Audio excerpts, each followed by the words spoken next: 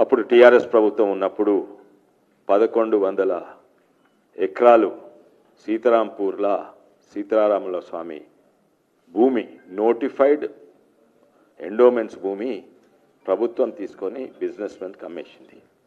ఇది illegal. Endowments భూమి అట్లా తీసుకొని ఆక్షన్ పెట్టి అమ్మరాదు. అది అయిపోయింది, టీఆర్ఎస్ ప్రభుత్వం చేసింది. కానీ కాంగ్రెస్ ప్రభుత్వం వచ్చినాక ఆ భూమి వాపస్ తీసుకొని రిజిస్ట్రేషన్ క్యాన్సిల్ చేసుకొని కావాల్సిన లీజ్కో ఇంతో అంతో ఇవ్వచ్చు, చేస్తలేదు. ఇక్కడనేమో గుడి భూమి తీసుకొని ఇతరులకు అమ్మేసిండ్రు. కానీ జూబ్లీ హిల్స్లా ప్రభుత్వ భూమే కాక డిఫెన్స్ భూమి తీసుకొని ఖబరస్థాన్కి ఇస్తున్నారు. ఇది టీఆర్ఎస్ బీఆర్ఎస్ రెండు కాంగ్రెస్ తోటి కలిసి ఉన్నాయి, రెండు ఒకటే. గుడి భూములను గుంజుకోవాలి, కానీ వాళ్ళకు ఒక్క ఎకరం కూడా అడుగుతే ఎందుకంటే అభివృద్ధి కొరకు డెవలప్మెంట్ కొరకు. కానీ వాళ్ళకు ఒక్కరికి కూడా ఒక్క ఎకరము ఏ మస్జిద్ భూమి తీసుకుంటేందుకు ధైర్యం లేదు. తీసుకుంటే వాళ్ళ కన్ను గుడి భూముల మీద. ఇక్కడ మళ్ళీ మాట్లాడతారు మేము సెక్యులర్ అని, ఇక్కడ అడుగుతారు మేము అభివృద్ధి కొరకు చేస్తున్నాం. అభివృద్ధి కాదయా. ఇప్పుడు రేపు ఖబరస్థాన్కి ఇస్తారు, ఎల్లుండి మదర్సాకి ఇస్తారు. ఇప్పుడు ఆ జూబ్లీహిల్స్ ప్రాంత ప్రజలకు ఏం భయం అంటే జూబ్లీహిల్స్ అసెంబ్లీ కూడా ఓల్డ్ సిటీ తీరా తయారవుతుంది, ఇక్కడ సాధారణ ప్రజలు ఉండలేరు. అందుకే మేము ఇంటింటికి పోయి ప్రచారం చేస్తుంటే దాన్ని మేము కార్పెట్ బాంబింగ్ అంటాము. మేము కార్పెట్ బాంబింగ్ అంటే కింద పోతాం, వాళ్ళు గాలిలో పటాకులు కానీ ర్యాలీలు చేస్తారు, కానీ మేము ఇంటింటికి పోతున్నాం. ప్రతి ఇంటికి పోయి మేము కార్పెట్ బాంబింగ్ చేస్తుంటే పాకిస్తాన్కు సంబంధించి పాకిస్తాన్ మన మీద కార్పెట్ బాంబింగ్ చేసిందంటే ఇది అందరికి కూడా అవమానము, మన ఆర్మ్ ఫోర్సెస్కు అవమానం. మొట్టమొదలు మీరు గుడి భూమి వాపస్ తీసుకోండి, ప్రభుత్వ భూములు ఇట్లా ఒక్కొక్క మతానికో కులానికో వేయకుండా మీరు క్యాంపెయినింగ్ చేయమని మా విజ్ఞప్తి.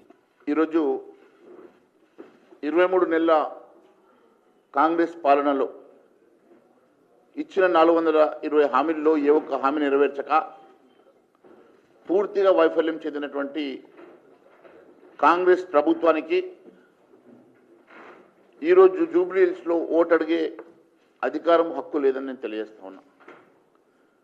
కేవలం మాయమాటలు చెప్పి బూటకు మాటలతోటి ప్రజల్ని మాయ చేసి ఓట్లు దండుకునేటువంటి రేవంత్ రెడ్డి గారిని నేను సూటిగా 2 ప్రశ్నలు అడుగుతున్నా.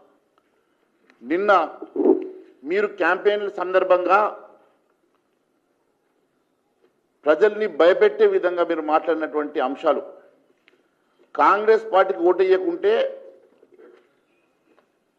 2000 పెన్షన్ కట్ అవుతుంది, 25,000 రేషన్ కార్డులు కట్ అయిపోతాయి, బియ్యం రావు అని చెప్పేసి మీరు ఏవైతే మాట్లాడుతూ ఉన్నారో ఇది పూర్తిగా బ్లాక్మెయిలింగ్ టాక్టిక్స్.